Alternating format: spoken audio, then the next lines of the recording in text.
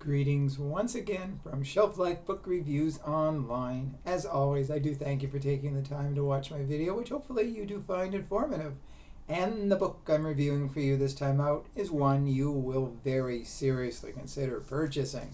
And the book today is Things We Do in the Dark by Jennifer Hillier. This is published by Minotaur Books and it retails for $36.99. I know I use the word twisty a lot, and I'm not talking about doing the twist either. Books with twists are definitely a joy to read, and maybe it's an overused term, but this book definitely is twisty. It's got so much going for it that you might need a roadmap to help you get to the finish line, because it's got so many twists and curves and swerves and whatever else you want to call it.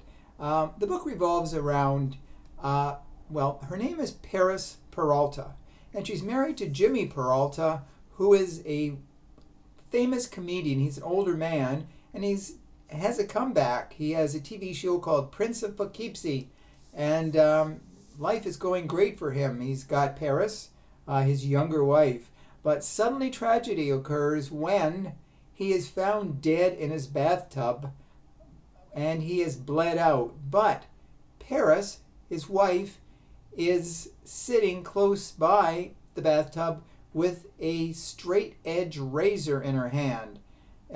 She's covered in blood. He has bled out, and so naturally the police think that she killed him.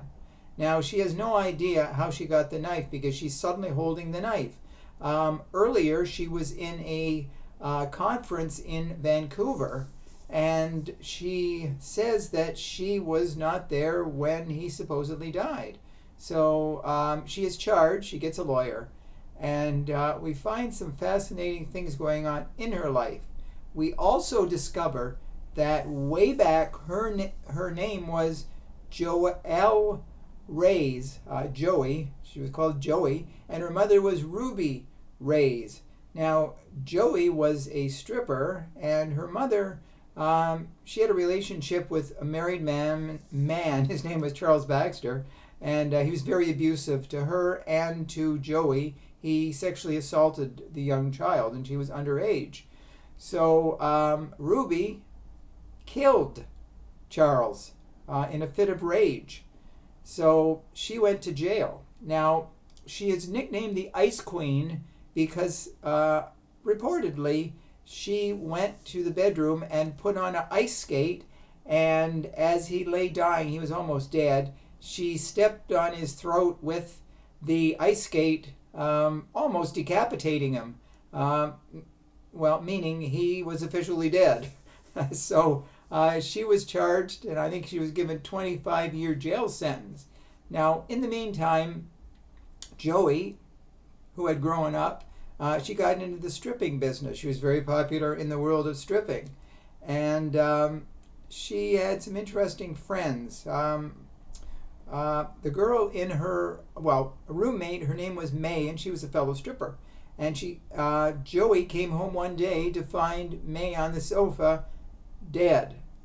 So apparently the person who killed her had come looking for drugs, cocaine, that was supposedly in the apartment, and a huge sum of money.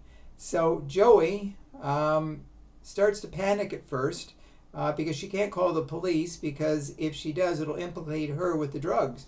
So what she does is she puts her jewelry on May's corpse, and then she decides to set the apartment on fire so people will think that Joey died in the fire.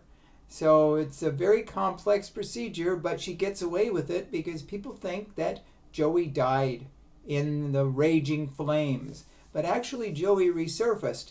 She had a friend give her a new identity, which is Paris, and she met Jimmy Peralta, who fell in love with her, and the two got married. They had a prenup.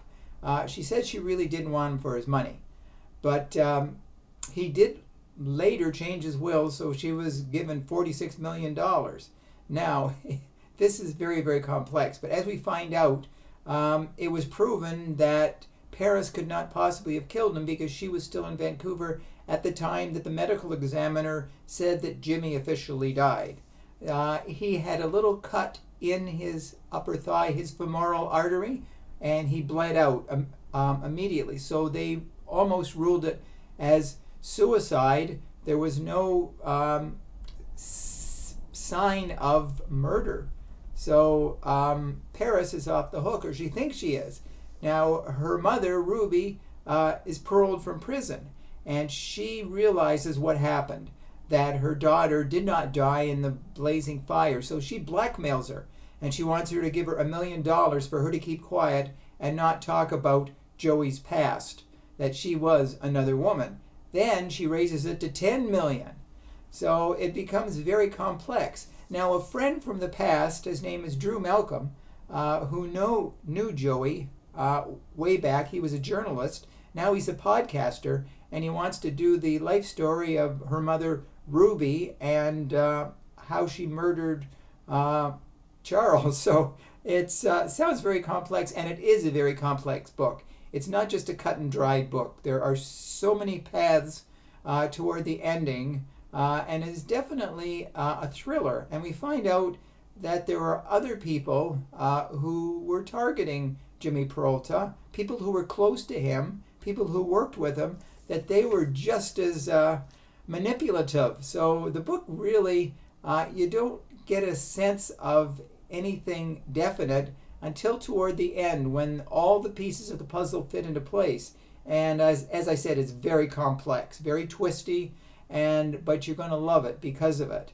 And you're going to love the fact that you did read it. Now, Joey / Paris is a very sympathetic character. She's had a rough life. She was abused and taken advantage of so many times. But Things We Do in the Dark is definitely a book that will shed a ray of light in your life once you read it, because it's definitely a must-read book. Let me know if you do purchase it, and if you do agree with my review. So, thank you for watching my video. Hopefully you will be back for more, because there's lots more videos to come. I have over 410, I think, in my video review arsenal. So, if you want to see some old books reviewed, just go back, and you've got lots to choose from. So, thank you again. I will see you soon. Take care. Stay safe. Stay sane. Stay in touch. And I will see you at the bookstore. Bye.